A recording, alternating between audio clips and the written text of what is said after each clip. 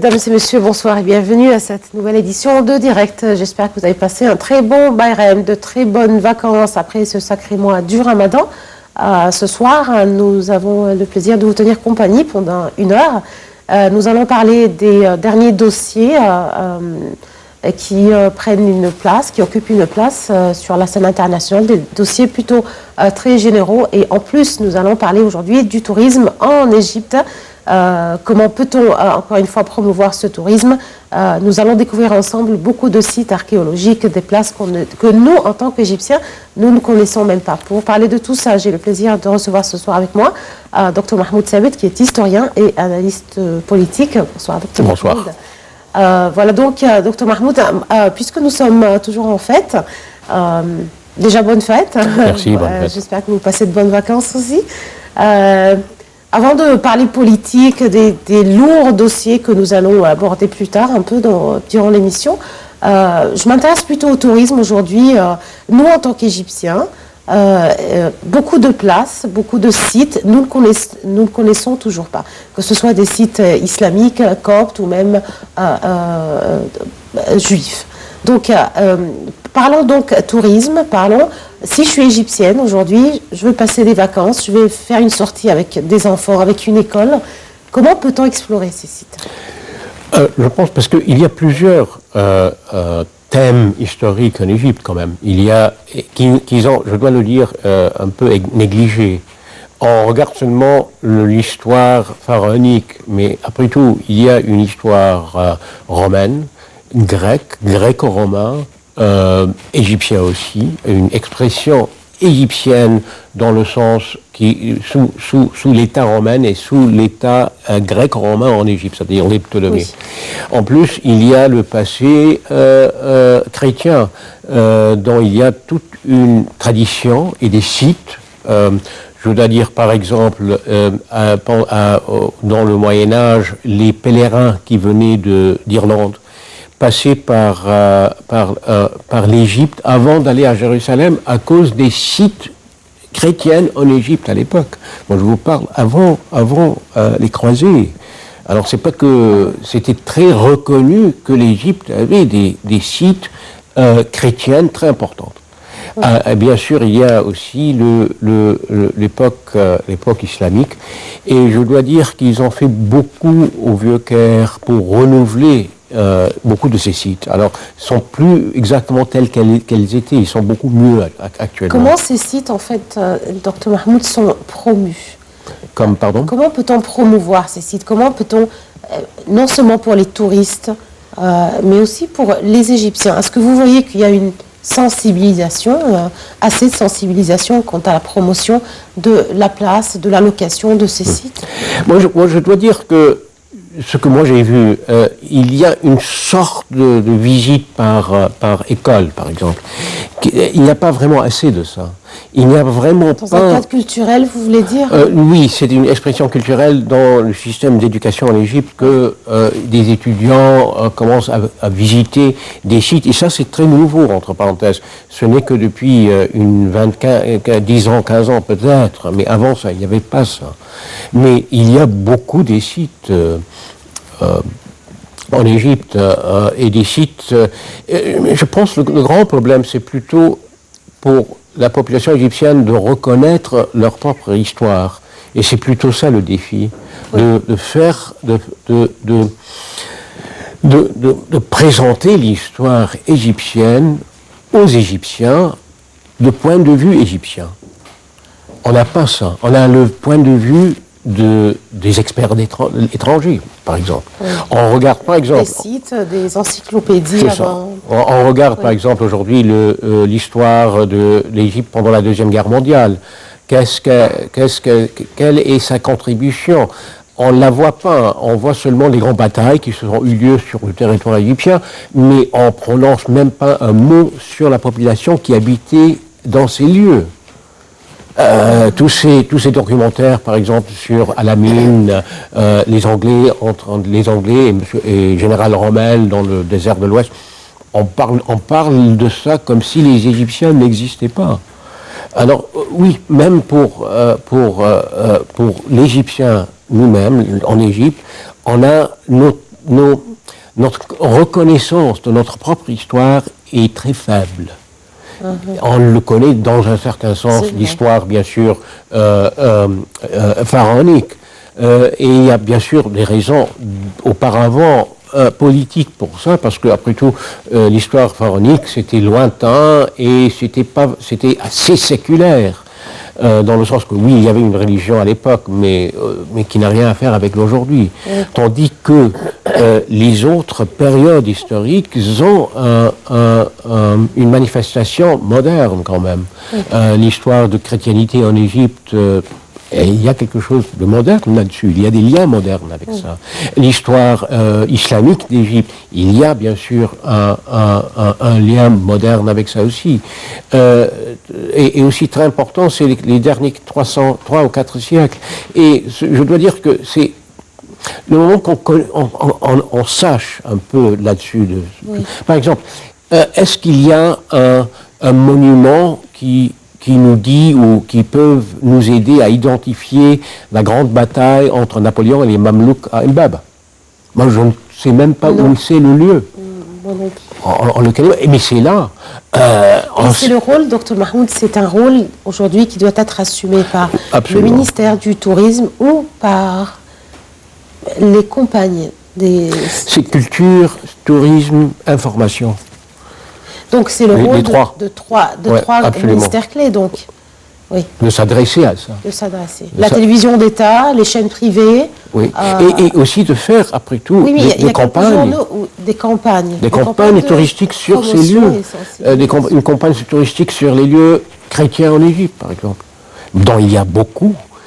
Il y a même le passage de Jésus-Christ en Égypte pendant qu'il était bébé, qui est très bien connu dans les communautés. Oui, consacrent bien sûr à certains voyages à ça, mais cela est-il suffisant ou pas? Pour nous en tant qu'Égyptiens même. Pour nous en tant qu'Égyptiens, et aussi pour ceux qui viennent d'ailleurs. Parce qu'ils viennent, oui, les pyramides, le Sphinx, mais on veut qu'ils retournent après tout. Il y a les autres Égyptes. C'est vrai. Il y a vraiment plusieurs Égyptes. Alors, il n'y a pas vraiment un grand effort de mettre en ça. À l'étranger est plutôt consacré à la mer Rouge, Sharm el-Sheikh, Hurghada, peut-être Alexandrie parfois, mais personne ne visite même les gouvernorats d'Égypte. Mais si on parlait des gouvernorats d'Égypte, il y a comme Assiout, comme El Menia, il y a certainement de très beaux sites touristiques. Il y a très beaux sites, par exemple, à côté de la mer Rouge, il y a le grand site de Mons Claudianus. Mons Claudianus, c'est une forteresse romaine. Une forteresse romaine en plein désert, entre la grande route de commerce entre Kosseir et Cana. C'est le Wadi el-Hammamat. En plein milieu du Wadi el-Hammamat, c'est une forteresse, ça a l'air que les Romains l'ont quittée hier. C'est complètement abandonné et telle qu'elle est. Et en plus, c'était une des grandes forteresses de l'État romain, l'Empire romain, à ses frontières au sud, les plus sud frontières de l'Empire romain. C'est toujours là. Et si, par exemple,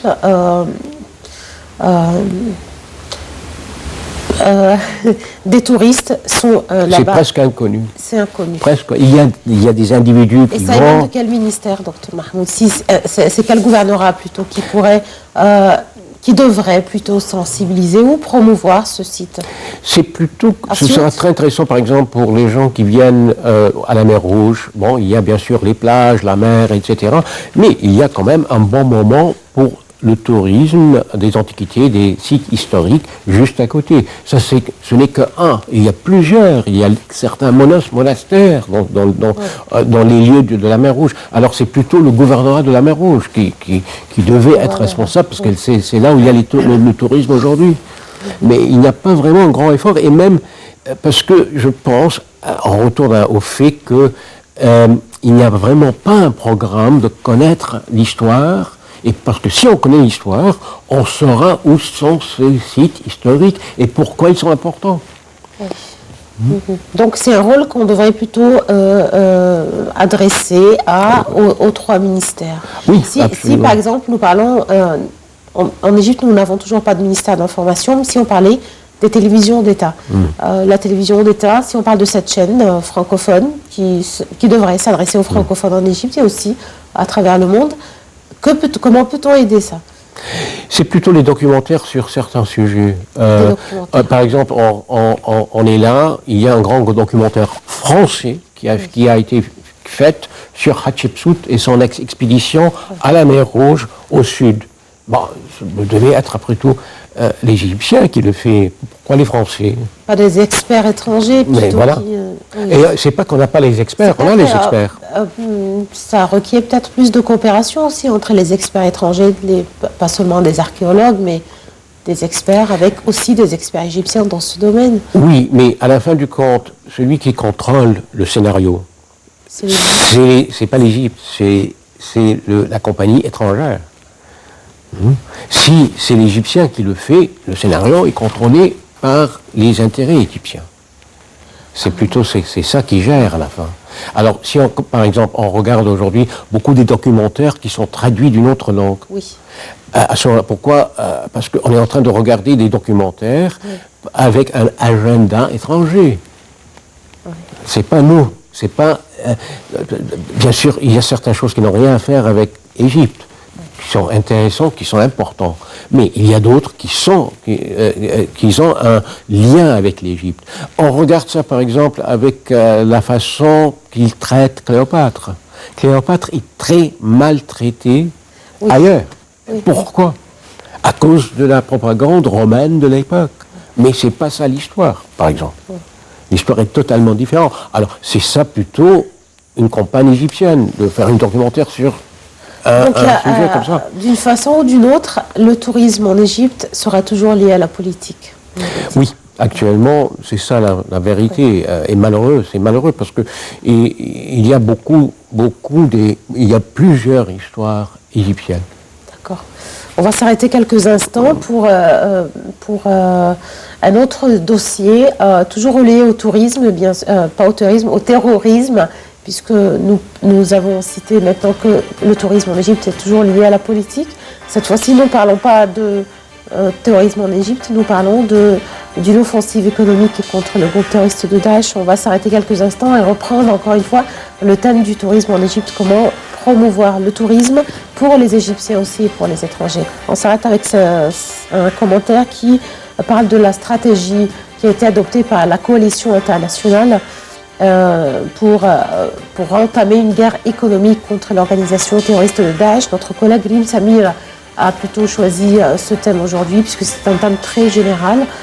Comment cette coalition a-t-elle commencé sa guerre économique? Comment peut-on restreindre un peu l'extension du groupe terroriste de Daesh? Je vous invite à suivre ce commentaire et nous reprenons encore une fois avec Dr Mahmoud pour explorer plus de moyens pour promouvoir le tourisme en Égypte.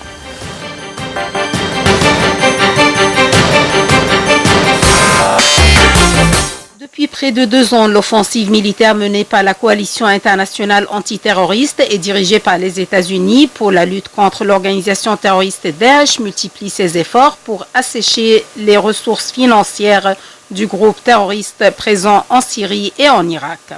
En 3 ans, le groupe a occupé environ 90 000 km², a employé entre 50 000 et 200 000 hommes et a été classé parmi les organisations terroristes les plus riches au monde. Selon le département du Trésor des États-Unis, le revenu du groupe terroriste est estimé à près d'$1 milliard à la fin de l'année dernière. Mais ce n'est pas son unique source de revenus. L'organisation terroriste tire en effet une part importante de ses revenus du commerce des hydrocarbures, de gaz et de pétrole, puisqu'elle occupe une région très riche en or noir, mais elle compte aussi sur des dons extérieurs, le commerce illégal d'antiquités, la traite des êtres humains et les vols de comptes bancaires, précise Mamdouh El-Shir, spécialiste des groupes islamistes. Aujourd'hui, plusieurs indices révèlent que la guerre économique contre Daesh a déjà porté ses fruits. D'après des analyses économiques, le groupe se trouve confronté à des problèmes financiers sans précédent. Une étude publiée par le Centre européen d'analyse du terrorisme enregistre entre autres un effondrement de 45% de la production pétrolière de Daesh. L'organisation a même dû remanier le salaire de ses combattants locaux et étrangers. Selon Rami Abdelrahman, chef de l'Observatoire syrien des droits de l'homme, l'OSDH, qui lutte à la fois contre Daesh et contre le régime syrien de Bachar el-Assad, le salaire mensuel moyen d'un combattant non étranger de l'organisation atteint $400 en temps normal, tandis que celui des combattants étrangers, lui, était de $800. Les salaires de ces deux catégories ont donc été divisés par deux. De leur côté, les forces gouvernementales irakiennes et syriennes ont repris d'importants territoires occupés par le groupe terroriste, comprenant des sites de production de pétrole. Ces sources de revenus ainsi diminuées, le groupe a été obligé d'augmenter les impôts et les taxes auxquelles sont soumises les populations et les entreprises des territoires sous son contrôle.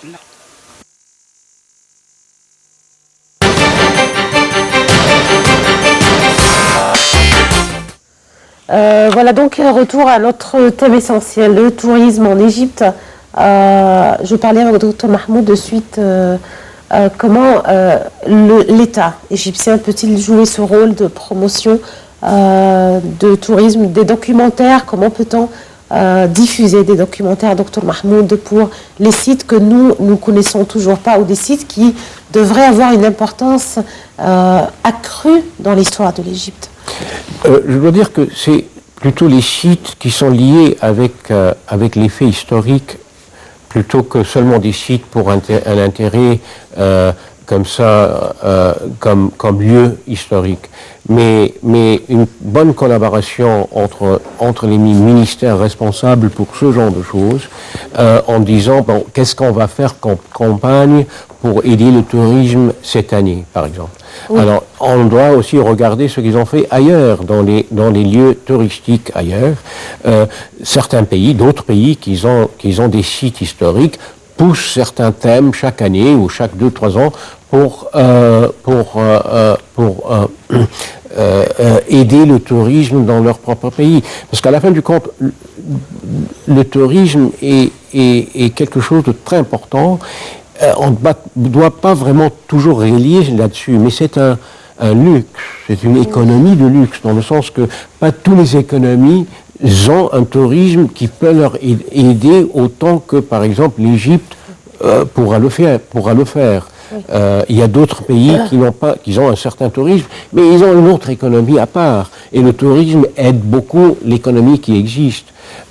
Nous, malheureusement, ne sommes pas dans ce domaine, mais quand même, le tourisme nous aide beaucoup. Oui. Alors, oui, on doit être beaucoup plus proactif pour ça. Et ce n'est pas seulement celui qui vient pour la première fois en Égypte. Il y a ceux qui viennent pour la deuxième fois, et la troisième fois, et la quatrième fois. Oui. Alors, il faut quand même trouver des alternatives. La première fois, il viendra pour voir le patrimoine pharaonique, les pyramides, le sphinx, etc. Luxor, l'Haute Égypte, etc. Donc, vous voulez dire que nous avons besoin d'un plan annuel pour la promotion. Nous avons besoin d'une solide coopération entre les gouvernorats déjà ensemble, pas seulement le gouvernorat de Gizeh ou du Caire, par exemple, mais aussi les autres gouvernorats. Et aussi, nous avons besoin d'un secteur très important. Dr Mahmoud, si on regarde aux enfants, les enfants, les visites des écoles ne sont pas suffisantes. Les bandes dessinées, que pensez-vous des bandes dessinées qui sont diffusées sur les chaînes? Comment peut-on utiliser ça, voilà, exactement, oui, absolument, pour les enfants égyptiens aussi bien que français aussi. Mais on regarde même les grands films, les grandes bandes dessinées par exemple, sur ce sujet, le sujet d'Égypte, c'est normalement mal fait, ou ce n'est même pas historique, et ça n'a rien à faire avec l'Égypte à la fin du compte. Alors oui, il y a un énorme travail à adresser tout ça, parce que ça n'existe pas. Oui. C'est comme Tintin, par exemple, quand on était jeune, on regardait Tintin, les aventures de Tintin aussi, on a pu explorer aussi beaucoup de choses. Mais moi j'ai vu, il y a certaines bandes dessinées françaises qui ont été faites de cette époque aussi dont je pense à Blake et Mortimer, le secret du Grand Pyramide. Si on regarde ce bande dessinée, c'est très précis, c'est absolument l'Égypte de cette époque. On peut même identifier les rues dans ces bandes dessinées. Tandis qu'aujourd'hui, non, c'est tout du fantasme. Voilà, on va s'arrêter quelques instants encore une fois, chers téléspectateurs, pour suivre ce commentaire et reprendre encore une fois le thème du tourisme. Un deuxième commentaire qui parle de la mobilisation africaine contre le groupe terroriste de Boko Haram. Voilà, donc ce sont les pays africains du lac Tchad qui s'apprêtaient cette semaine à une vaste offensive contre Boko Haram. C'est un groupe extrémiste, comme vous le savez, qui poursuit toujours ses attaques et menace beaucoup de ces pays du lac du Tchad. Suivant ce commentaire signé Rim Samir, Payal Farou est de retour encore une fois pour parler du tourisme en Égypte et de sa promotion.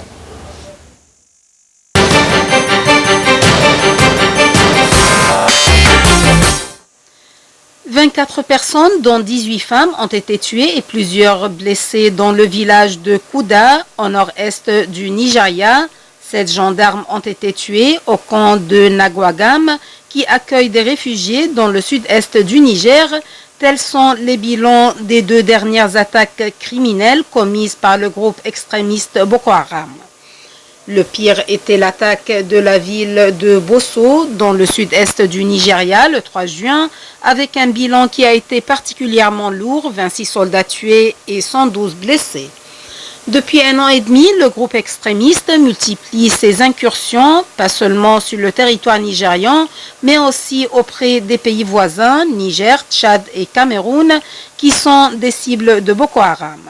C'est ainsi qu'une opération majeure de la force multinationale mixte, retardée depuis plusieurs mois et annoncée comme imminente, le Niger et le Tchad vont lancer en coordination avec le Niger et le Cameroun une contre-offensive dans les plus brefs délais pour prendre en tenaille Boko Haram, a annoncé jeudi 9 juin le ministre nigérian de la Défense. Dans le cadre de cette offensive en Niger, nous préparons dans les plus brefs délais avec le Tchad une opération d'intervention au nord du Nigeria, affirme Massoudou, en expliquant que l'opération se sera à partir du sud-est du Niger sous le commandement de la force multinationale mixte dirigée par le général nigérian Lamidi Adessoun. Le Niger et le Tchad engageront immédiatement leurs troupes. Le Nigeria lancera un mouvement à partir du sud de son territoire et le Cameroun avancera de côté.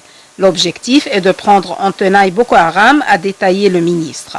Selon lui, l'intérêt stratégique est d'occuper le nord du Nigeria pour protéger les frontières, a-t-il poursuivi lors d'une conférence de presse, tout en assurant que l'autorisation d'occuper cette zone était acquise depuis longtemps auprès d'Abuja.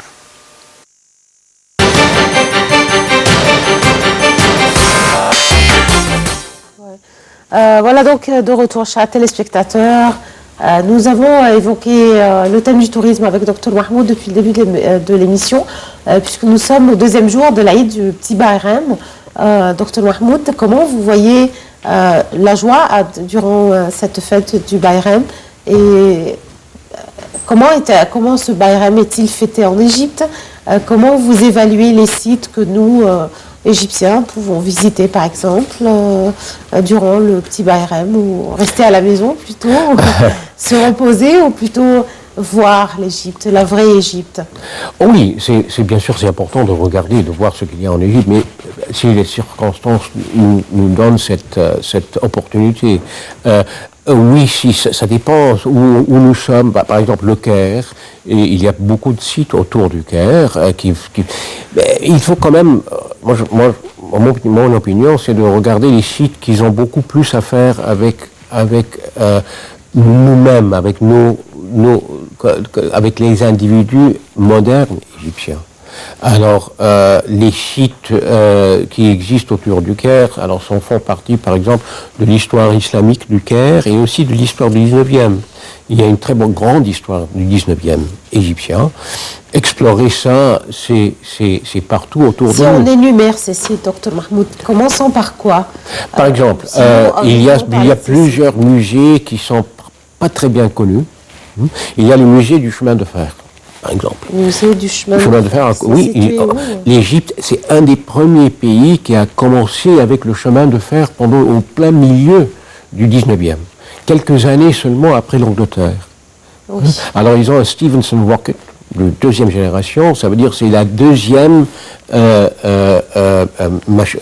chemin de fer qui a commencé historiquement. On a une ici en Égypte. Il y a tout un musée sur ça à côté de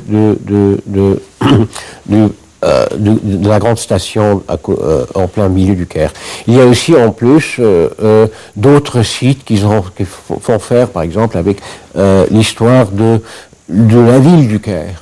Hein. Oui. Alors il y a beaucoup à voir au Vieux Caire, et pas seulement les mosquées, mais toute l'ambiance qui existe là-bas. En plus, lié à tout ça, c'est bien sûr le citadelle, dont il y a beaucoup de sites dans la citadelle, mais il faut quand même trouver, c'est pas seulement les sites, les sites sont très intéressants, mais c'est plutôt le dynamique de ces sites. Qu'est-ce qu'ils ont à faire avec l'histoire? C'est plutôt ça aussi. Il faut regarder les deux, en mon opinion, quand on regarde, pour vraiment apprécier vraiment le patrimoine égyptien. Oui. Et à votre avis, comment ce patrimoine, comme vous l'avez cité, est-il apprécié par les Égyptiens eux-mêmes? Combien d'autres parmi les Égyptiens, et comment font-ils pour apprécier ce patrimoine, visiter et avoir cette arrière, avoir cette base d'informations sur ces sites? Mais l'information existe. C'est pas que ça n'existe pas. Il y a plein de livres qui s'adressent. Mais c'est pas assez. C'est parce que on peut pas vraiment demander aux gens de lire des livres. Oui, il y a certains informatique qu'on peut lire sur quelque chose. Mais c'est plutôt une attitude de rentrer. Une des premières attitudes, par exemple, c'est cette mythe de dire que, ah oui, après tout, ça a été fait par des étrangers en Égypte. Oui. Mais c'est pas vraiment correct, parce que les ouvriers qui ont fait ces lieux sont des Égyptiens. On a vu ça, par exemple, dans l'Union soviétique. Ils ont reconstruit tous les sites qui ont été détruits pendant la Deuxième Guerre mondiale, y compris les grands palais des tsars. Mais ils ont dit, écoute, c'est des tsars, après tout, pourquoi? Ils ont dit, oui, peut-être, mais les gens qui les ont construits étaient des Russes. Oui. C'est une expression de la culture russe de cette époque. Et dans le sens, le même argument ici aussi. Il faut quand même regarder tous ces sites, que ça fait partie de l'Égypte aujourd'hui. Oui. C'est pas peut-être des étrangers qui sont venus, qui ont financé la situation, mais les ingénieurs, l'architecte, les ouvriers, etc., c'est des Égyptiens qui l'ont fait. Oui. Hein, c'est pas vraiment des étrangers. Il y a certaines exceptions, et même pas autant que tout ça. Alors c'est très important de voir ça pour commencer à apprécier de ce qu'on voit autour de nous. N'a pas un agenda, oui. Ça fait partie du patrimoine. D'accord. Docteur Mahmoud, nous avons cité aujourd'hui que le tourisme constitue une des principales sources du budget de l'État en Égypte. Aujourd'hui, l'Égypte est toujours en guerre contre le tourisme, par exemple. Comme vous l'avez cité, beaucoup de facteurs étrangers, facteurs extérieurs qui n'aident pas à cette promotion du tourisme sur le plan politique, bien sûr. Aujourd'hui, on est face à... C'est un très grand problème pour l'Égypte, bien que l'Égypte soit une principale destination touristique à travers le monde. Comment vous voyez, si on parlait aussi d'un plan annuel que devrait, par exemple, préparer différents ministères ensemble en coopération et les gouvernorats. Si ces plans existent aujourd'hui, alors que nous sommes toujours dans cette guerre contre le terrorisme et que l'Égypte est toujours visée pour détruire son tourisme, par exemple. Comment donc aujourd'hui que l'Égypte peut-elle faire? Bon, je pense qu'on doit toujours retourner à des faits économiques. L'extrémisme existe. Est-ce que ça pourra exister avec la prospérité? Par exemple, ce sera beaucoup mieux d'être prospère. Vous voulez dire que c'est relatif? Ce que je veux dire, c'est que l'extrémisme, la manque de sécurité dans un certain sens, il y a un lien entre ça et la pauvreté. Alors il faut combattre la pauvreté pour enlever l'extrémisme. Parce que sinon, l'extrémisme vient avec... il y a bien sûr plusieurs raisons, et des raisons politiques et des raisons de fanatisme, par exemple, mais ça existe quand ce qui manque est l'éducation, quand ce qui manque est plutôt, la plus importante, c'est la pauvreté.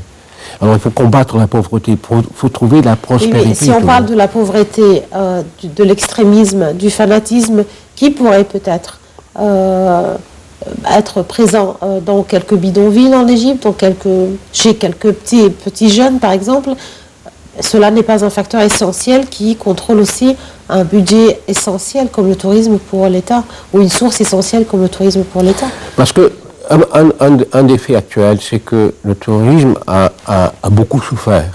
Alors, ceux qui travaillaient dans le tourisme sont dans une situation pénible aujourd'hui. Oui. Et à ce moment-là, c'est une situation qui provoque la pauvreté à la fin. S'il y a un manque de tourisme, il y a beaucoup plus d'éléments qui seront plus susceptibles au message des extrémistes. C'est plutôt ça, c'est toujours un cycle dans ce sens. Alors, il faut combattre la pauvreté, il faut trouver des moyens économiques.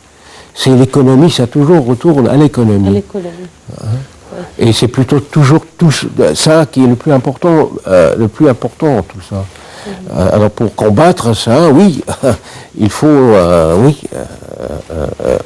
trouver des solutions économiques. Oui. Si on parlait des retours, encore une fois, au site, quels sont les sites égyptiens les plus fameux, les plus connus aux yeux des touristes étrangers, et donc pas aux yeux des Égyptiens?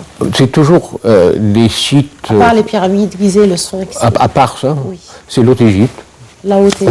Les grands temples en Haute-Égypte. Oui. C'est Abu Simbel. Alors c'est à Assouan. Donc on est toujours retour au même site. C'est toujours les mêmes sites qui sont là depuis au moins 150 ans. Il n'y a pas vraiment un tourisme qui a été construit sur les autres sites qui existent. Il y a un peu, mais pas au même niveau. Pourquoi si une mission, comme les missions archéologiques par exemple, qui visitent et qui font des découvertes, par exemple, pourquoi les missions étrangères, les ministères, les centres, pourquoi ne sont-ils pas en coopération avec les Égyptiens pour explorer les autres sites dont vous avez parlé tout à l'heure, qui ne sont toujours pas connus et qui sont d'une importance historique indispensable? Oui, parce que quand même, il y a des expéditions étrangères en Égypte qui sont des expéditions académiques, qui ne sont pas vraiment là pour des raisons économiques. Ils sont là pour ouvrir la connaissance sur cette histoire dans le sens culturel, qui est un très bon travail, c'est un travail très très important. Et parce que l'Égypte est plein, c'est une énorme dynastie, c'est une énorme époque, l'époque pharaonique. Tout ce que je veux dire, c'est que ce n'est pas la seule époque, et qui n'a pas vraiment eu...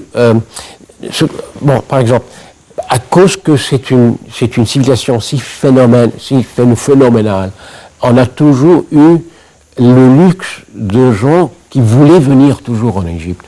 Alors, nos efforts pour attirer des touristes n'avaient pas vraiment besoin de trop de travail. Parce que tout le monde voulait venir, après tout. Aujourd'hui, c'est devenu beaucoup plus difficile à cause de la situation au Moyen-Orient, à cause de la situation avec l'extrémisme.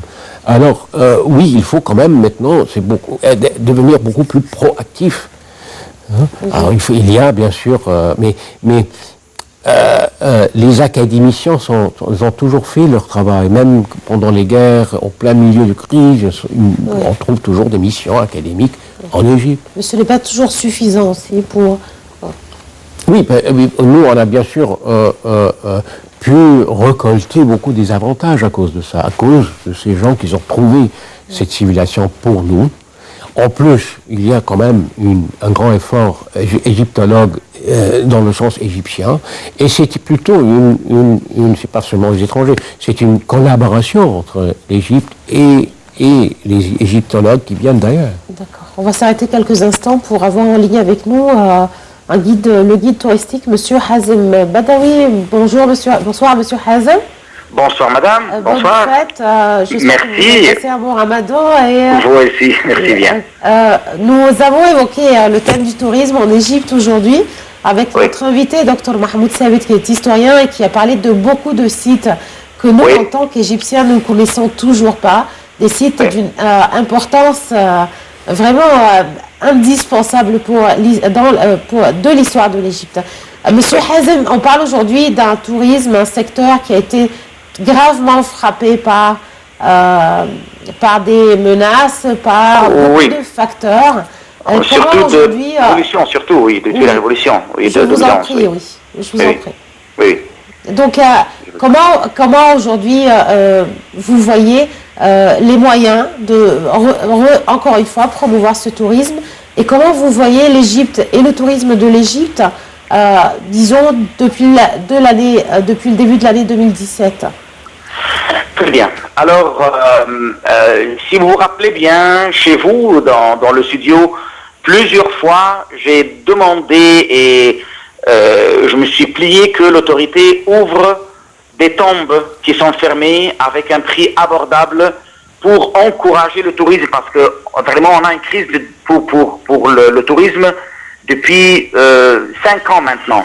Alors pour 2017, je viens de savoir des nouvelles, ils sont sur les médias, tout le monde le sait, que ils vont ouvrir bientôt la tombe de Nefertari à la rive ouest, à Luxor, aussi la tombe de Siti 1 avec un prix qui coûte 1000 livres. Bon, ils ont dit ça, ils l'ont écrit, mais est-ce qu'ils vont l'effectuer ou pas?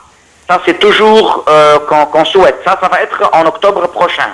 Octobre prochain, c'est le début de la saison. Ça veut dire, ça va bien encourager les touristes de revenir en Égypte, bien sûr, avec la situation politique qu'on a chez nous, qui montre clair certaines stabilités. On est optimiste et espérant que la saison 2016-2017, l'hiver prochain, sera le début. On souhaite, il n'y a pas de certitude, il n'y a rien qui est sûr, mais on souhaite qu'il sera le début de retourner ou de revenir les touristes en Égypte.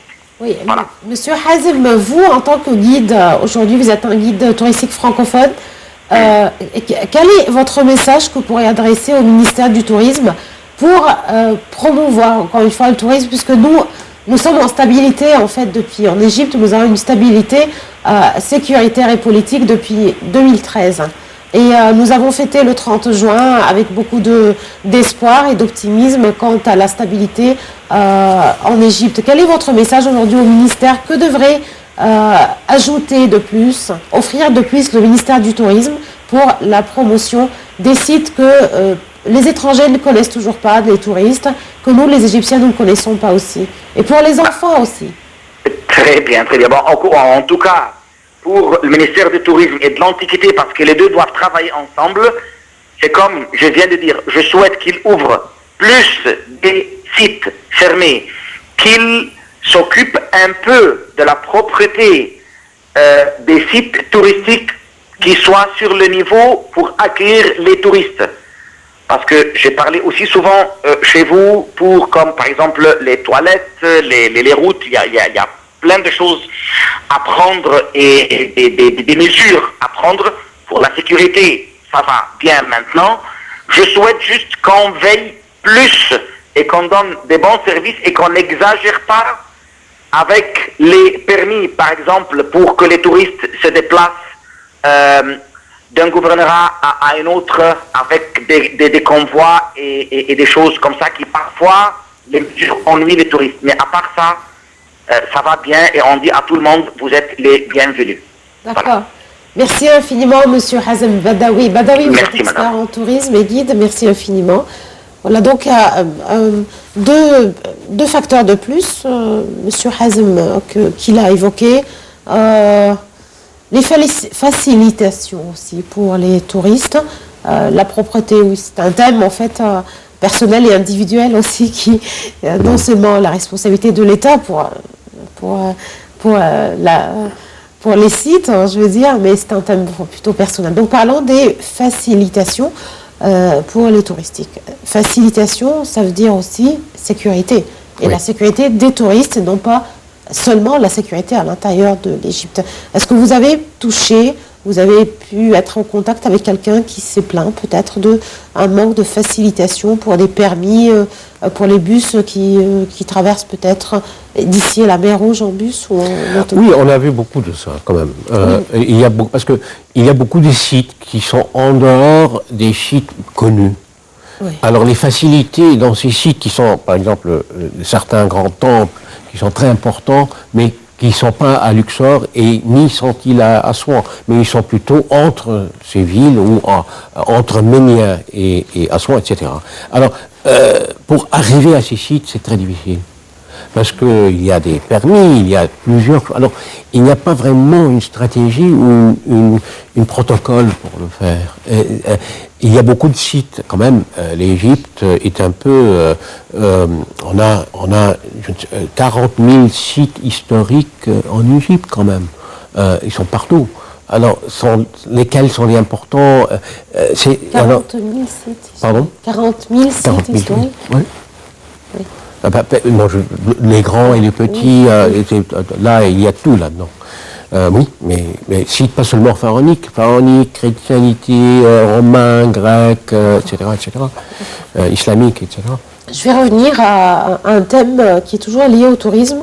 On parle d'une stabilité, sécurité. Aujourd'hui, la Turquie est un pays qui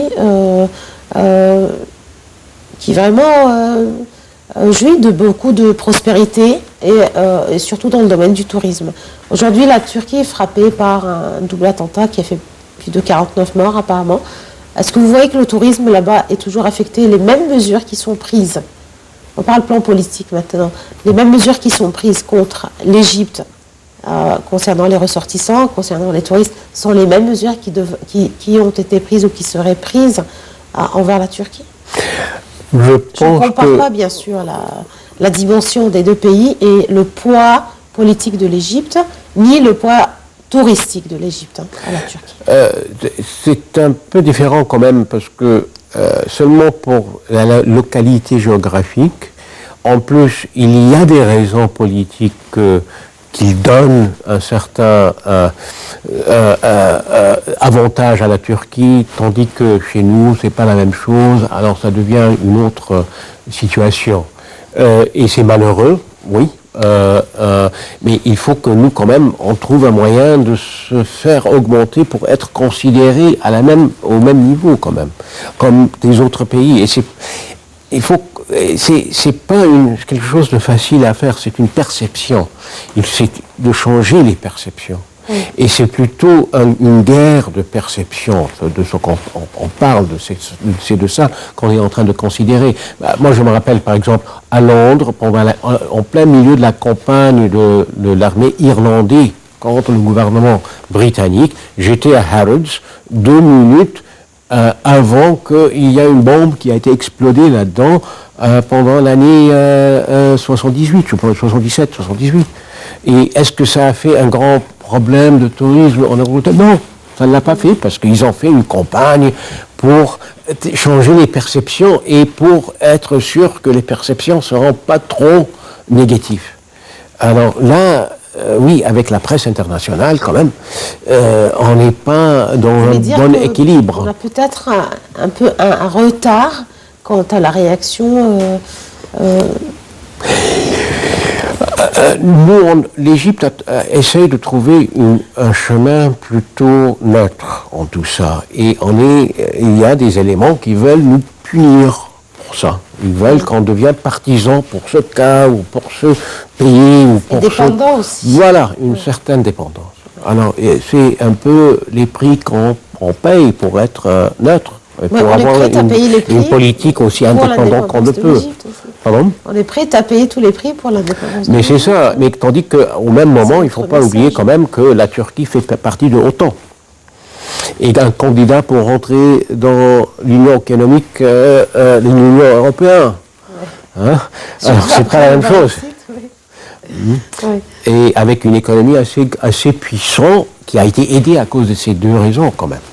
D'accord, on va s'arrêter pour la troisième ou plutôt la quatrième fois sur ce commentaire. Justement, c'est la Turquie qui a commencé à normaliser ses relations, encore une fois, avec la Russie et demander des excuses au père de Vladimir Poutine et bien sûr avec Israël. Donc, je vous rappelle qu'il y avait une grave crise diplomatique entre la Turquie et la Russie après un bombardier russe qui a été battu par les F-6 turcs au-dessus de la frontière avec la Syrie. Et l'amélioration des relations entre les deux pays, elle est intervenue après que le Kremlin ait annoncé avoir reçu une lettre d'apaisement qui a été envoyée par le président turc Recep Tayyip Erdogan à son homologue russe Vladimir Poutine. Suivant ce commentaire, on revient de suite avec notre invité, Dr. Mahmoud.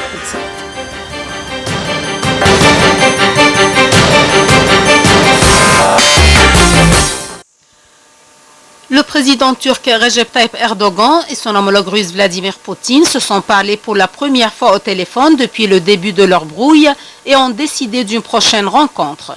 Premier signe de détente, Vladimir Poutine a ordonné la levée des sanctions contre la Turquie dans le domaine touristique et la normalisation des relations commerciales.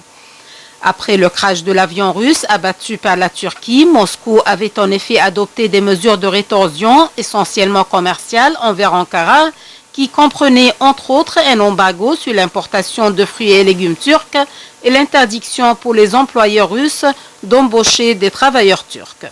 Furieuse, la Russie avait également rétabli à partir du 1er janvier 2016 les visas pour les Turcs, interdits de vols charter vers la Turquie et la vente des voyages vers ce pays par les tours opérateurs russes, portant un coup dur au secteur du tourisme turc. Nous levons les restrictions administratives dans ce domaine contre la Turquie, a assuré Poutine. Le Kremlin a toutefois jugé souhaitable que le gouvernement turc prenne des mesures supplémentaires pour assurer la sécurité des citoyens russes sur le territoire turc. Selon un responsable turc s'exprimant sous couvert d'anonymat, les deux dirigeants doivent se rencontrer en marge du prochain sommet du G20 en Chine en septembre.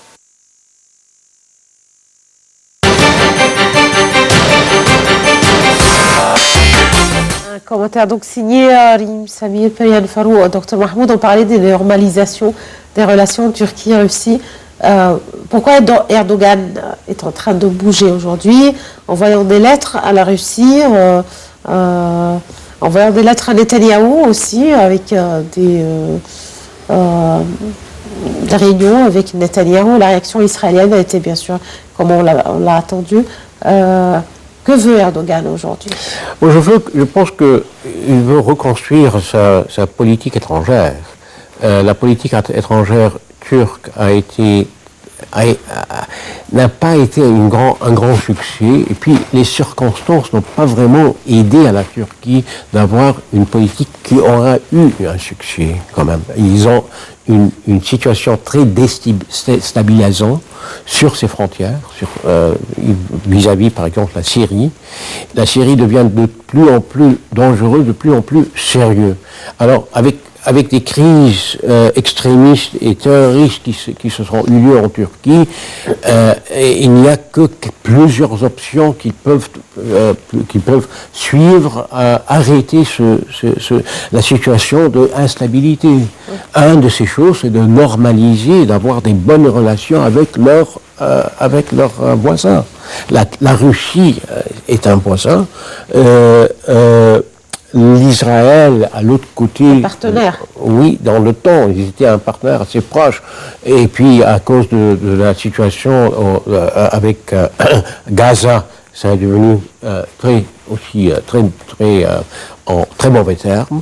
En plus, Netanyahou, après tout, s'est demandé pardon à l'État turc sur ce que s'est passé avec ce navire il y a quelques années. Et ils ont payé restitution aux victimes de tout ça, de ces bateaux, les gens qui ont été tués sur ces bateaux par les Israéliens. Alors, à ce moment-là, c'était les conditions qu'ils ont demandées à l'époque. ces conditions ont été adressées maintenant par Israël. Alors, c'est dans l'intérêt des États-Unis d'avoir que l'équilibre des relations entre la Turquie et Israël devient plus normal. Surtout avant la fin du mandat de Barack Obama? Absolument. Avant la fin du mandat de Barack Obama. En plus, la Syrie est devenue très très dangereuse. On a presque eu une guerre entre la Turquie et la Russie. C'était très très sérieux. Alors il faut trouver des moyens pardon? Turquie-Syrie, vous voulez dire? On allait voir une guerre entre les deux à cause de ce... La Russie et la Turquie, oui, à cause de la Syrie. ils ont abattu un avion russe qui a rentré dans le territoire turc pendant une vingtaine de secondes. Hein? Erdogan aussi, toujours, il souffre toujours de cette impopularité aussi. Et il y a la position de... Non seulement la politique étrangère turque aujourd'hui, qui ne s'impose pas comme avant, surtout après le départ de Davutoğlu, je crois, mais Erdogan, il a perdu assez de popularité. La Turquie, vous pensez, je ne dis pas mon opinion bien sûr, parce que je n'ai pas le droit de dire mon opinion, mais est-ce que la Turquie n'a pas toujours ce poids que la communauté internationale voyait? Non, c'est vrai. Et puis, la réputation d'Erdogan a été bâtie sur son économie. Le moment que l'économie devient de plus en plus faible, sa réputation personnelle devient de plus en plus faible. Ouais. Alors, il doit trouver d'autres moyens de stabiliser sa position en Turquie. D'accord. En tout cas, Dr Mahmoud Samed, merci infiniment pour être avec nous aujourd'hui, deuxième jour de l'Aïd, de ce petit Bayram. Merci beaucoup pour les clarifications, concernant le tourisme en Égypte et aussi un peu de politique à la fin. Merci à tous, chers téléspectateurs, de nous avoir suivis. Reposez-vous bien, amusez-vous bien, c'est le petit Bayram. L'Égypte est en paix, nous sommes en vacances.